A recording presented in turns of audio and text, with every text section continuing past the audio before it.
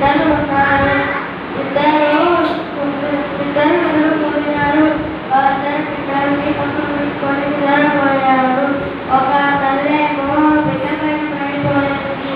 ఆ బిడ్డకు అమ్మ చనిపోయారు. బతుకున్న బిడ్డ తీసుకున్నాడు, పండేసుకున్నాడు. తర్వాత ఇద్దరు వెళ్ళి చూస్తే చూస్తే